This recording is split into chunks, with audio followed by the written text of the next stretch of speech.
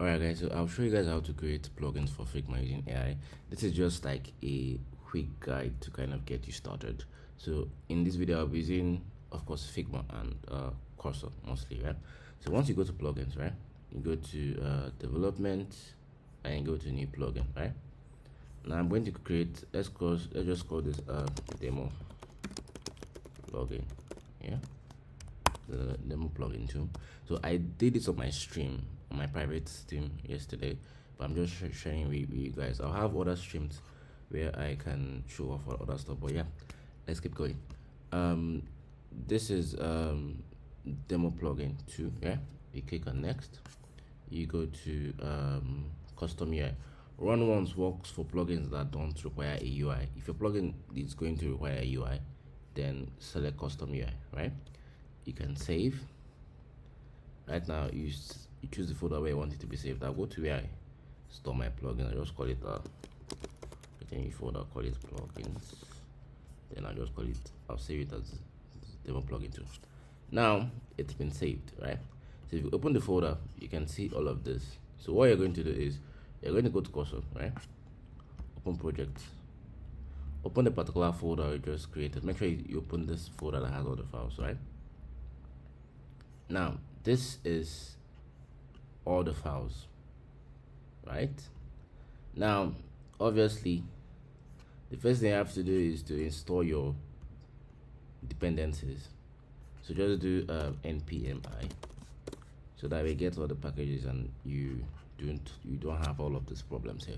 It's going to install all the required packages, right? So it takes a few seconds, a few minutes, but let's just wait to install. So now that it's installed,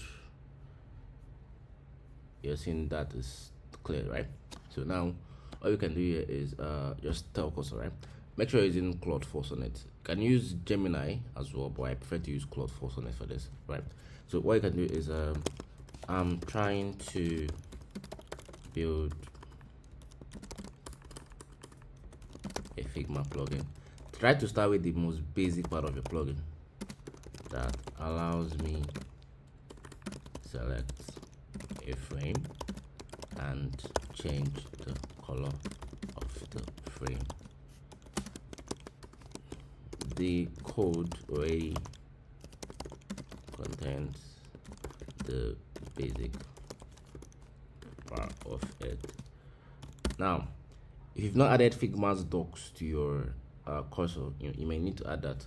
So if you go to settings and you go to indexing and docs, you can see I added the link to Figma's plugins here, so you can add this so that way it indexes all of these and you don't have to go to Figma, right?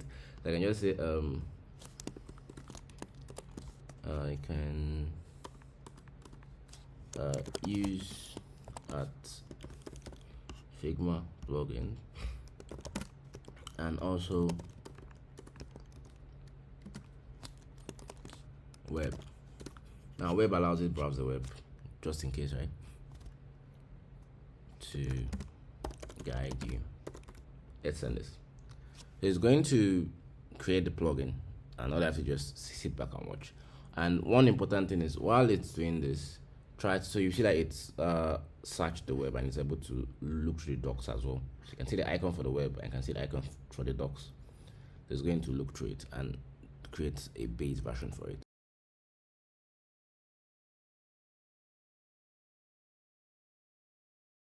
Always try to push to GitHub at any single point, right? That way it makes it a bit easier for you to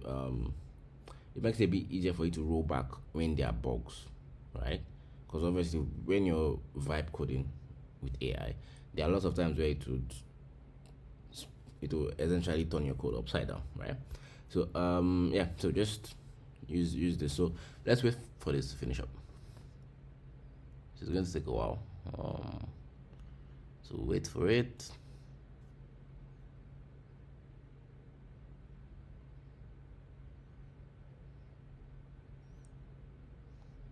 So right now it's writing the code.ts file. It's going to update that. Okay. It's going to fix the linter errors.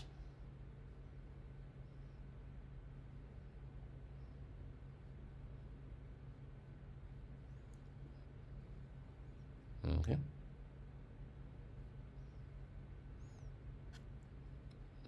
And it's going to try to, I think it will run just npx, yeah, on npx tsc.